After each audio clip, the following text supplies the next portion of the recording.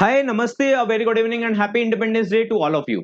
आप सभी का बैंकर्स गेट पर हार्दिक स्वागत है। आजादी के महोत्सव आजादी दिवस की आप लोगों को हार्दिक शुभकामनाएं। हमको फ्रीडम एज इन इंडिपेंडेंस की अगर हम बात करते हैं, इंडिपेंडेंस डे को सेलिब्रेट कर रहे हैं, तो हमको हमारे करियर पर भी फोकस करना है दैट वो इंडिपेंडेंट हो पाए, उसको भी इंडिपेंडेंस मिल पाए।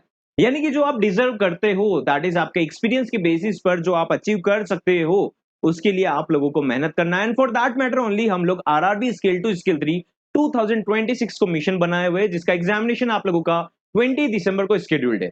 20 दिसंबर को आप लोगों का एग्जाम शेड्यूल्ड है, ऑलरेडी एग्जाम डेट अनाउंस हो चुका था। आप लोगों का डिटेल्ड नोटिफिकेशन इस मंथ एंड में आने के चांसेस ज्यादा है, या फिर आपका सितंबर फर्स्ट वीक में आ जाएगा, बट अगस्त एंड के चांसेस ज्यादा है कि आप लोग नोटिफिकेशन भी देखेंगे। But the real question is, हम लोग इस एग्जाम को जो टारगेट कर रहे हैं, तो हम लोगों को राइट टाइम को यूटिलाइज करना है। ऐसा नहीं होगा कि एग्जामिनेशन पोस्टपोन हो जाएगा। एग्जामिनेशन डेट भी वही है, हमारा टारगेट भी वही है। हम लोगों को जस्ट अभी से अवेकन होना है। वही सब बातें आप लोगों के समक्ष रखने के लिए मैं आप लोगों के सामने day by day continuously remind करवाता हूं, सो दैट आप इसको लेकर सीरियस हो पाए, आपका एक मोमेंटम डेवलप हो पाए। आज का सेशन हम लोग डिस्कस करने वाले financial awareness RRB scale 2 RRB scale 3 के मिक्स्ड क्वेश्चंस, जो कि लास्ट ईयर दिसंबर 2025 एग्जाम्स में पूछे गए थे।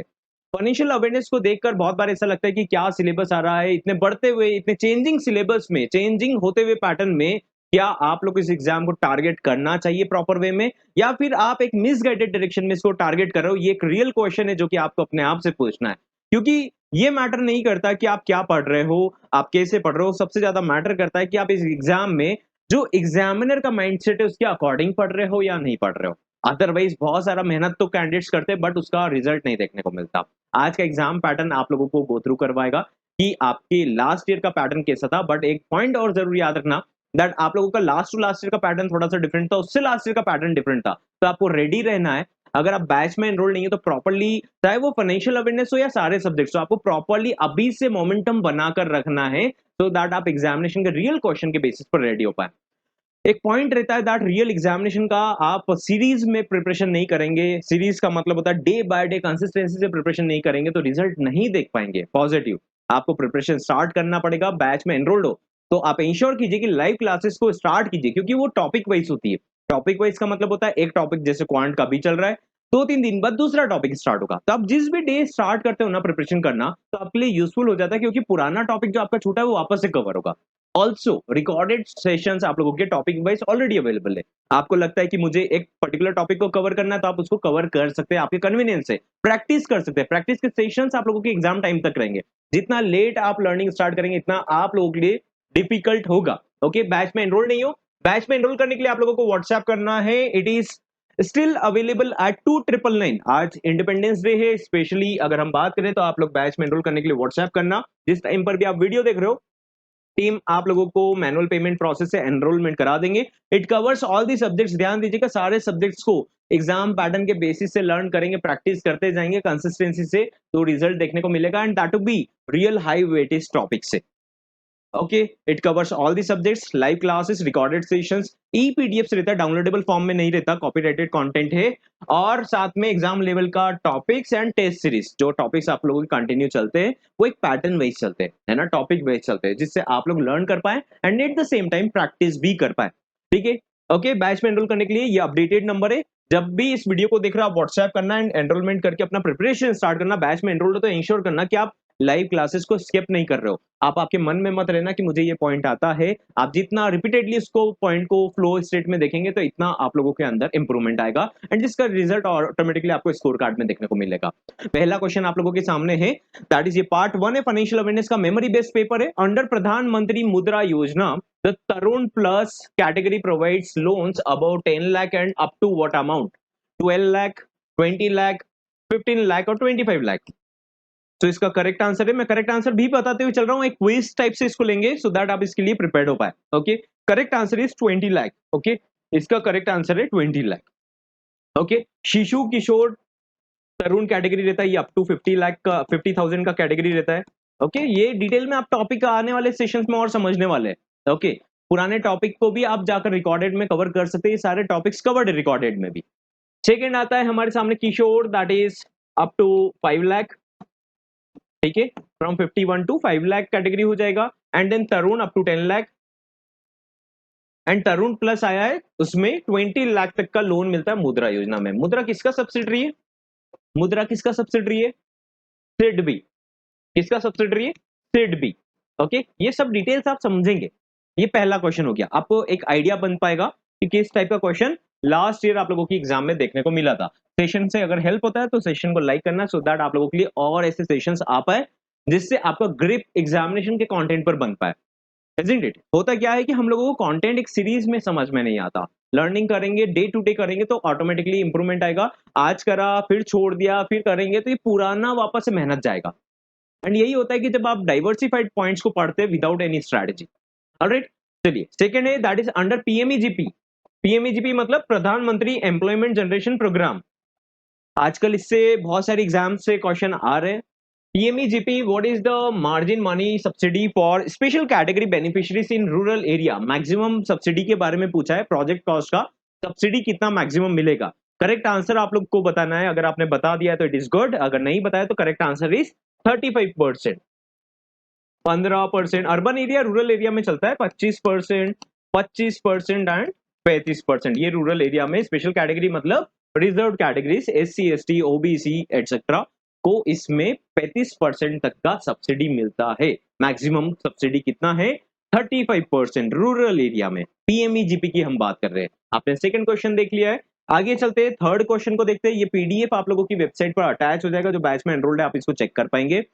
और आने वाले सेशंस में इसका नया पार्ट भी आएगा, आप लोगों को उसका डिटेल भी समझ में आएगा। और लास्ट 3-4 इयर्स के पूरे मेमोरी बेस्ड पेपर पर ही हमारा कंटेंट ऑपरेट हो रहा है, जिससे आप लोगों को ऐसा ना हो कि लास्ट ईयर का पैटर्न को लेकर आप फिक्स हो जाए, पता चलेगा कि नया पैटर्न आपके सामने आ जाए, आप उसको लेकर भी रेडी रहेंगे।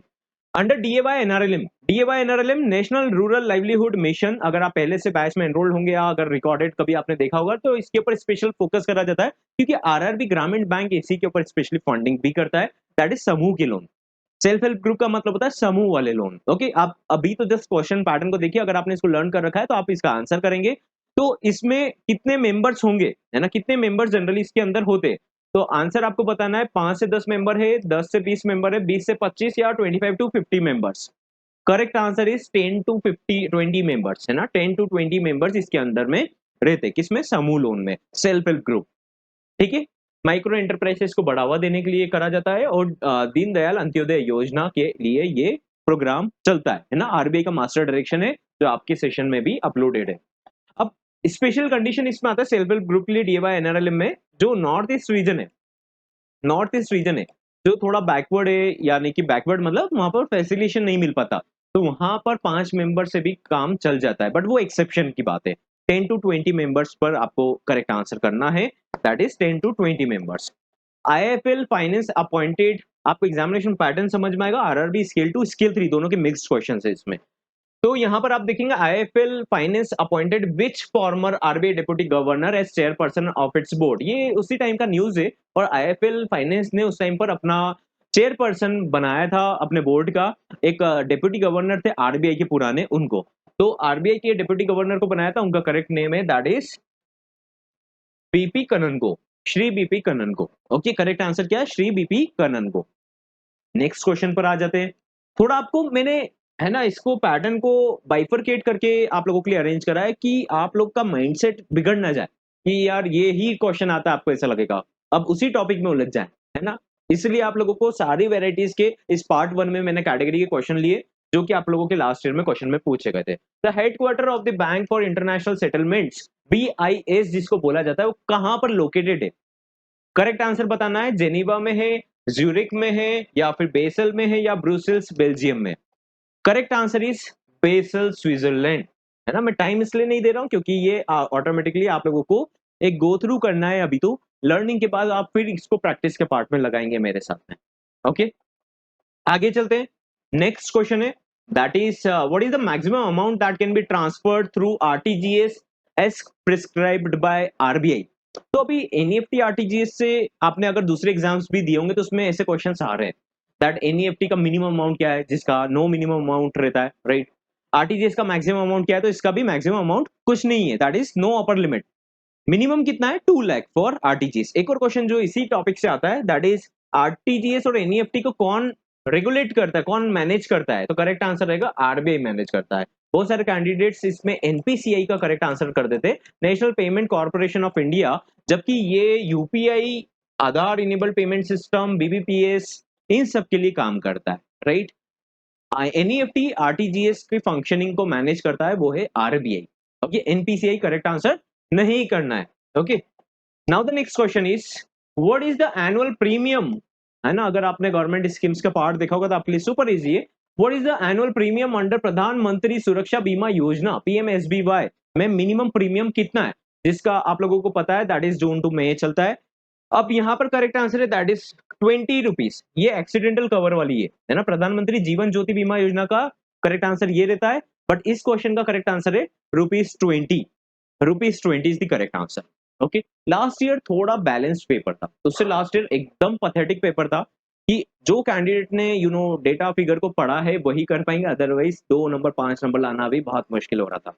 उससे पिछली बार की बात करें तो वो भी डिफिकल्ट था। तो आपको ये ध्यान रखना है कि पेपर पैटर्न को देखकर ये अज्यूम नहीं कर लेना है कि सर ये तो इजी है, हम तो कर लेंगे, आराम से कर लेंगे। बट अगर आप कंसिस्टेंटली अभी इसको गो थ्रू करते जाएंगे तो आपको रिजल्ट देखने को मिलेगा, क्योंकि फाइनेंशियल अवेयरनेस एक ऐसा सब्जेक्ट है जो कि कैंडिडेट्स ऐसा अपने आप को समझा लेते हैं कि आरबीआई सर्कुलर पढ़ लेंगे तो हमारा एग्जाम निकल गया, जबकि आरबीआई सर्कुलर एक ट्रेंड था जो कि 21-22 अराउंड में ज्यादा पूछा जाता था। उसके बाद में कहीं ना कहीं अगर आप पेपर पैटर्न को देखेंगे या देते हुए आ रहे तो आपको समझ में आएगा कि अभी 1-2 क्वेश्चन भी आ जाते तो बहुत बड़ी बात हो जाती है, राइट। नेक्स्ट क्वेश्चन हम लोग आएंगे, that is a financial technology platform offering banking like services digitally without physical branches is known as, last year इसका नाम बहुत चल रहा था, that is known as neo bank. ऐसी बैंक्स, ऐसे फाइनेंशियल फिनटेक कंपनीज जो कि फिजिकल ब्रांचेस के बिना ऑपरेट करती है। जनरली ये एक चार्टेड बैंक के साथ में टाई अप करती है और उनके प्रोडक्ट्स को डिजिटली ऑफर भी करती है, टाई अप करती है, राइट। जैसे कि जुपिटर, एक अगर हम फेडरल बैंक के साथ में इसकी बात करें तो एक जुपिटर जो फिनटेक कंपनी, उसका टाई अप है फेडरल बैंक के साथ में, जो कि वेबसाइटिंग के साथ में जीरो बैलेंस अकाउंट से सब भी ऑपरेट करवाती है। तो ऐसी कंपनी, फिनटेक कंपनी के बारे में पूछा गया है कि इनमें से कौन सी फिनटेक कंपनी है जो कि फिजिकल ब्रांच नहीं रखती, तो करेक्ट आंसर रहेगा दैट इज नियो बैंक।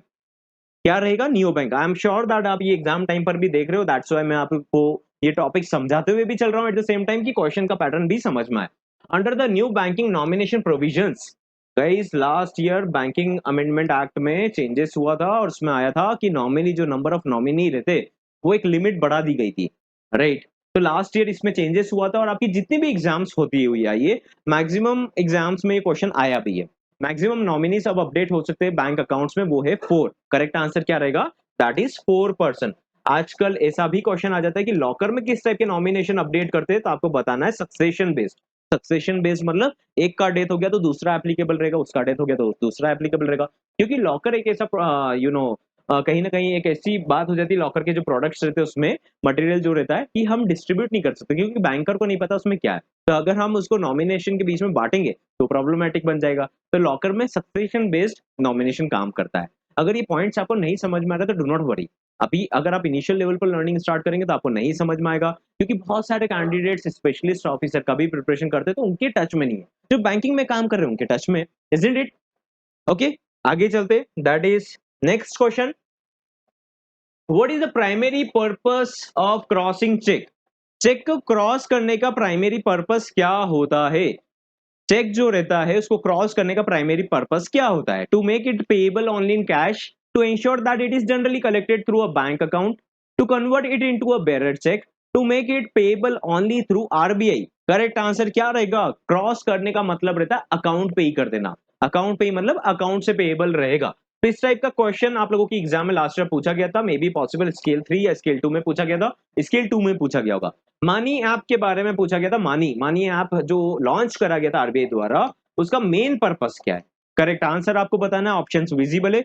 उसका फुल फॉर्म क्या है, right? Mobile assisted note identification, mobile aided note identifier, then monetary application for note identification, mobile application for note inspection. MANI app, MANI, इसका correct answer guess कीजिए। तो अब तक money app launch करा गया था, जो फिजिकली इंपेयर्ड पर्सन होते हैं वो लोग साउंड सिस्टम से नोट की करेंसी डिनोमिनेशन को आइडेंटिफाई कर सके, इसलिए ये ऐप बनाया गया है। इस ऐप का फुल फॉर्म है mobile mobile aided note identifier, mobile aided note identifier. Okay, एक टास्क मैंने आप लोगों को दिया था दैट आपको इंग्लिश और हिंदी में न्यूज़पेपर पढ़ना स्टार्ट करना है। उससे आपको दो बेनिफिट होंगे, जो भी फाइनेंशियल अवेयरनेस का न्यूज़ चलेगा उसके टच में रहेंगे, आपको समझ में जल्दी आएगा। सेकंड पॉइंट इंपॉर्टेंट रहेगा कि इंग्लिश और हिंदी भी 40 क्वेश्चंस आएंगे एग्जाम में। अगर स्पेशलिस्ट ऑफिसर का एग्जाम रहेगा तो 40 क्वेश्चन 20 मार्क का रहेगा। अगर जीबीओ और स्किल 3 की बात करें तो 40 क्वेश्चन 50 मार्क्स का, 40 क्वेश्चन 40 मार्क्स का रहेगा।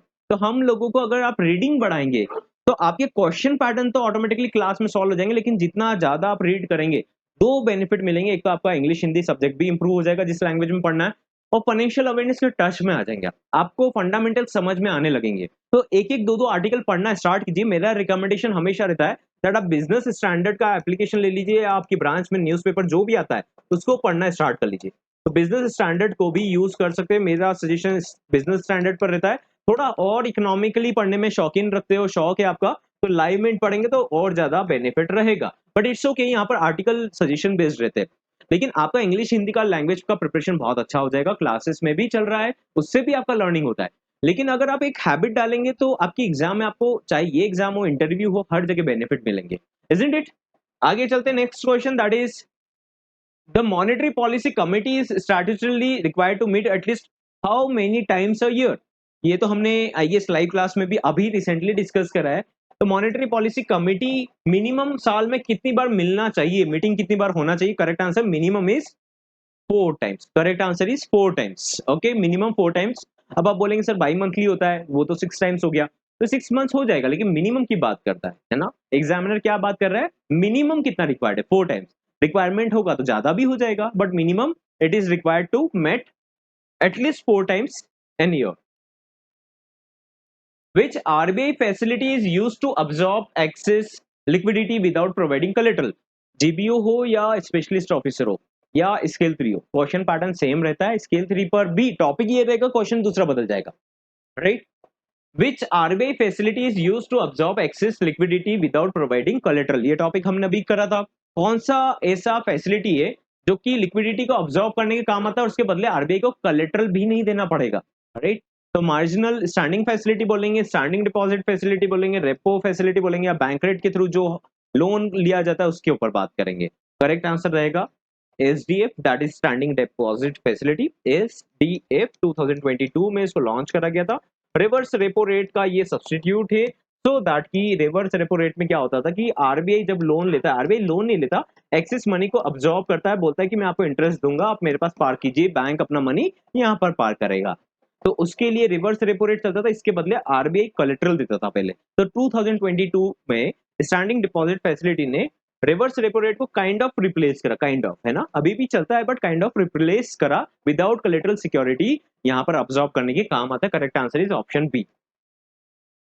नेक्स्ट क्वेश्चन बहुत इंपॉर्टेंट है, ये बहुत एग्जाम्स में पूछा जा रहा है लास्ट ईयर से, जब से ये 2025 के जब बजट आया था तब से ये क्वेश्चन बहुत पूछा जा रहा है। Under the revised MSME classification 2025, what is the maximum investment limit for a medium enterprise? Medium enterprise यहाँ पर पूछा है। मीडियम एंटरप्राइज जो क्लासिफाई करा जाता है, देखो तीन तरीके से करा जाता है, माइक्रो, स्मॉल एंड मीडियम। ये अभी आने वाले सेशंस में आप और इजी वे में समझेंगे जिससे आपको याद रहेगा। जस्ट एक गो थ्रू में आपको करवा रहा हूं। तो इनको दो टाइप से डिवाइड करा जाता है ना? इनको क्लासिफाई कैसे करा जाएगा, मतलब कैसे आइडिया लगाएंगे बिजनेस कितना बड़ा है, कौन सी कैटेगरी में? तो दो कैटेगरी से आइडेंटिफाई करते हैं। पहला हो गया दैट इज इन्वेस्टमेंट, इस बिजनेस ने कितना इन्वेस्टमेंट कर रखा है। दूसरा कैटेगरी हो गया ये टर्नओवर कितना कर रहा है। इन दोनों की लिमिट बना रखी है।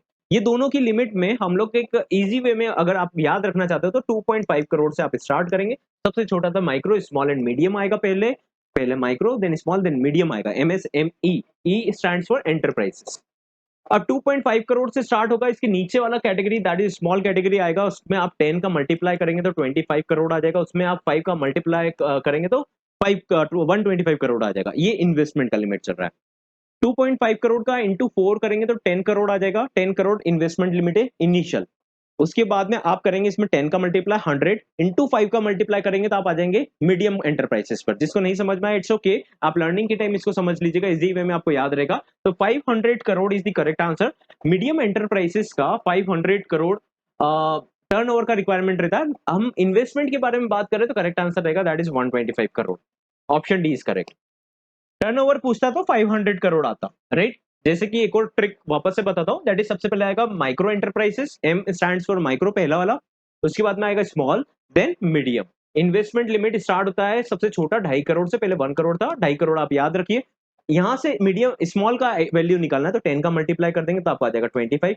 अब स्मॉल से मीडियम पर आना है तो इंटू 10 मल्टीप्लाई कर देंगे तो आ जाएगा, दैट इज 125, इंटू 5 मल्टीप्लाई कर देंगे 125। Correct answer is 125। Next and the last question for today's session, that is, what are the minimum and maximum amounts that can be deposited in public provident account fund account in a financial year? PPF एक kind of investment scheme है जो कि आप investment category में recorded session में जाकर देख पाएंगे। आने वाले सेशंस में इसके पॉइंट्स भी आप लोगों को कवर होंगे, पीआईबी नोटिफिकेशन पार्ट भी हो वो भी हम लोग कवर करेंगे, बट लास्ट क्वार्टर का मेनली, राइट। तो इसका करेक्ट आंसर बताना, minimum and maximum amount limit कितना है। Minimum is 150, minimum is that is 250, and sorry, minimum is 500 and maximum is 1.50 lakh। Option B is correct. तो ये investment limit है, इसमें टैक्स वाला भी बेनिफिट मिल जाता है। मैक्सिमम इसमें इन्वेस्टमेंट वो 12 टाइम्स इन ईयर करा जा सकता है। 1.50 लाख का मैक्सिमम लिमिट है पर financial year to be invested under this scheme. इसमें रेट ऑफ इंटरेस्ट फ्लक्चुएट होता है, क्वार्टरली रिवाइज होता है, राइट। तो उसका भी परसेंटेज पूछ लिया जाता है। तो ये पब्लिक प्रोविडेंट फंड है। आपसे महिला सम्मान सर्टिफिकेट के बारे में पूछ सकते हैं। ऐसे बहुत सारे क्वेश्चन है इन्वेस्टमेंट स्कीम्स के जो आपकी एग्जाम में पूछे जाते हैं। तो दैट्स इट।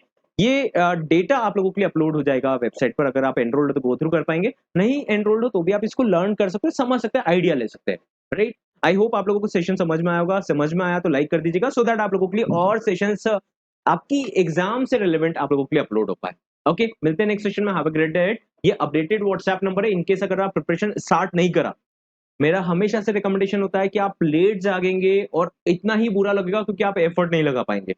लेट जागने की बजाय आप आज ही प्रिपरेशन स्टार्ट कीजिए। जब भी इस वीडियो को देख रहे हो आप व्हाट्सएप करके बैच में एनरोल कर सकते हो, और प्रिपरेशन आपको करना है चाहे बैच में एनरोल्ड हो। थोड़ा थोड़ा टॉपिक लर्न करो, एकदम से सब कुछ साथ में पढ़ने का कोशिश मत करो। स्टेप बाय स्टेप, आज थोड़ा सा पढ़ो, कल थोड़ा सा पढ़ो, एपिसोड वाइज पढ़ो उसको, है ना। लर्निंग स्टेप बाय स्टेप करो। ओके, मिलते हैं नेक्स्ट सेशन में। Have a great day.